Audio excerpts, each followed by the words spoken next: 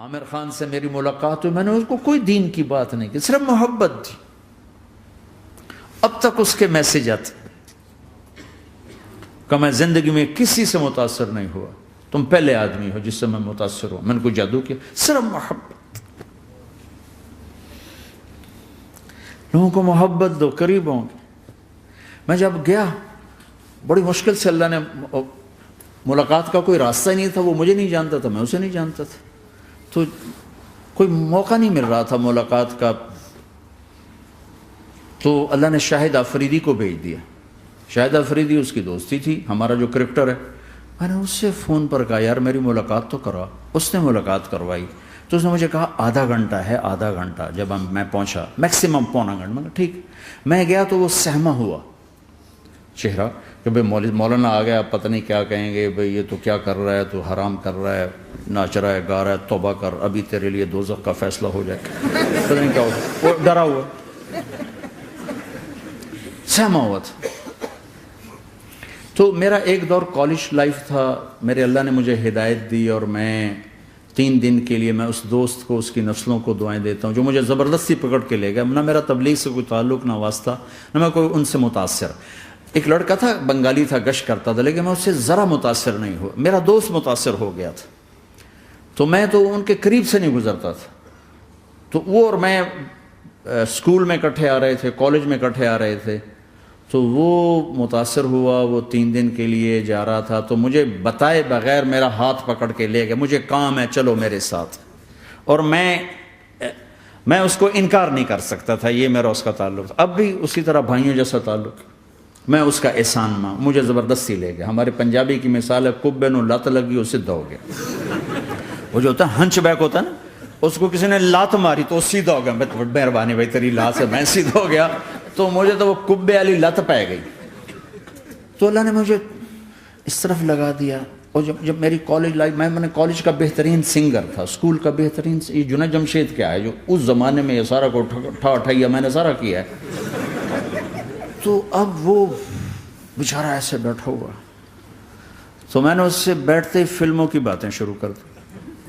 اور تھوڑی دیر بعد کہ میں نے محسوس کیا کہ فرام 60 to 72 جو فلم انڈسٹری کو جتنا میں جانتا تھا اتنا وہ نہیں جانتا تھا. تو اس کے اوپر میرے علم کا روپ پڑ گیا. اس کی لائن کا علم تھا نا. تو حیران پریشان، یہ واز تو ہو نہیں رہا. تو کبھی دلیپ کمار کی باتیں شروع ہو گئیں، کبھی راج کپور کی شروع ہو گئیں، اور کبھی محبوب صاحب شروع ہو گئے، کبھی مدن موہن شروع ہو گئے. وہ آدھا گھنٹہ تو یوں ہی گزر گیا. تو آدھے گھنٹے کے بعد میں نے کہا جی ہمارا تو ٹائم اوور کا نہیں، اٹھیں چلے ادھر چل کے بیٹھتے. وہ کھانے کی ٹیبل پر تھے تو وہاں جا کے بیٹھ گئے. پھر وہیں باتیں شروع ہو گئیں. جب اس کا سارا خوف دور ہو گیا اور ریلیکس ہو گیا، اس میں پونے گھنٹے سے 50 منٹ گزر گئے تھے.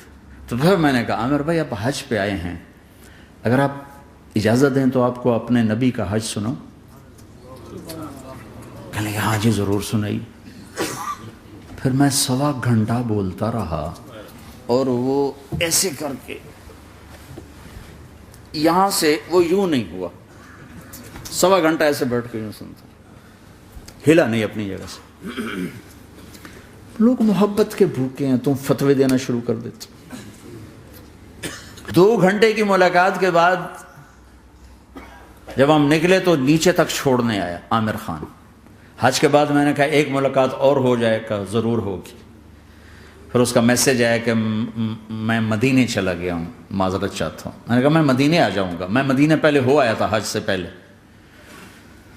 تو اس نے کہا کہ آپ 14 تاریخ کو آ جائیں، 4 سے 6 کا ٹائم میں نے آپ کے لیے رکھا ہے. تو میں جنید اور ایک اور ساتھی ہم دوبارہ وہاں چلے گئے. 4 بجے 4:15 ہم اس کے ساتھ ہماری سٹنگ شروع ہوئی. 4:15 سے 10:15 تک 6 گھنٹے مسلسل. اور اس کے ماتھے پہ ذرا نشان نہیں آیا کہ میں بور ہو رہا ہوں. اور اس کے بعد ہم اٹھے، اس کا جی نہیں چاہ رہا تھا کہ ہم اٹھ کے چلے جائیں. محبت. پھر ایک امتحان پڑ گیا. میں اجتماع میں تھا رائمنڈ کے پچھلے سال. اس کا میسج آ گیا میری فلم تلاش آ رہی، اس کی کامیابی کی دعا کرو. میں بھی اے چنگی بڑی. میں نے کہا اب کیا کروں؟ جواب دینا بھی ضروری، دعا بھی نہیں ہو سکتی، کیا کروں؟ تو جب وہ میسج آیا تو میرے سامنے کوئی 10-12 علماء بیٹھے تھے. میں نے کہا بھائی یہ میسج ہے، اس کا جواب دو. کہا جی یہ ہمارا فیلڈ نہیں تمہارا ہے، تو ہی جواب دے. میں سارا دن سوچتا رہا، مجھے کوئی جواب سمجھ میں نہیں آیا کہ جان بھی بچ جائے، جواب بھی چلا جائے. پھر اگلا دن بھی گزر گیا، مجھے کچھ سمجھ میں نہیں آیا. میں عصر کا وضو کر رہا تھا، ایک دم اللہ نے ایک مضمون دل میں ڈالا. تو میں نے فوراً بیٹھ کے اس کو میسج کیا کہ عامر بھائی جو کریٹو ہوتا ہے نا ذہن، یہ اللہ کسی کسی کو دیتا ہے. تخلیقی ذہن یہ اللہ تعالیٰ کسی کسی کو دیتا ہے، ہر ایک کو نہیں دیتا. اور یہ اللہ کی بہت بڑی عطا ہوتی ہے. اور میں نے تمہارے ساتھ جو وقت گزارا اس میں نے دیکھا کہ اللہ نے تمہیں تخلیقی ذہن دیا ہے، تم کریٹر ہو. اور جو لوگ اس ٹائپ کے ہوتے ہیں وہ کامیابی ناکامی کی پرواہ نہیں کرتے، وہ اپنے کام سے کام رکھتے ہیں. آپ کا بھائی تو فوراً اس کا میسج آیا، آپ ٹھیک کہہ رہے ہیں، آپ ٹھیک کہہ رہے ہیں. بات ہو گئی. پھر میں تھا ہانگ کانگ، میں نے وہاں سے اس کو میسج کیا. دیکھو کسی مصروف آدمی کو براہ راست فون نہ کیا کرو، میسج کیا کرو کہ میں آپ کو فون کر سکتا ہوں، چونکہ میں اس کا بہت ستایا ہوا، بہت ستایا. تو میں نے اسے میسج کیا کہ میں طارق جمیل ہانگ کانگ میں آپ کو فون کر سکتا ہوں، میں آپ کو فون کر سکتا ہوں. میں ہمیشہ اسے، اب بھی میرا فون پہ رابطہ ہے، میں پہلے اسے میسج دیتا ہوں میں آپ کو فون کر سکتا ہوں. اگر اس کا جواب نہ ہے پھر میں نہیں کرتا ہوں. کبھی وہ خود کر لیتا ہے، کبھی وہ میسج دے دیتا ہے کال کر لیں.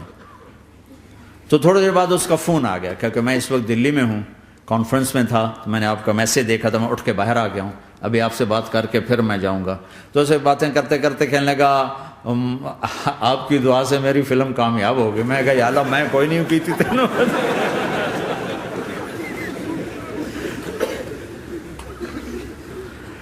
بھائیو محبتیں بانٹو، نفرتیں تو پہلے ہی بہت پھیل چکی. نشہ پلا کے گرانا تو سب کو آتا ہے، مزہ تو تب ہے کہ گردے کو تھام لے سب.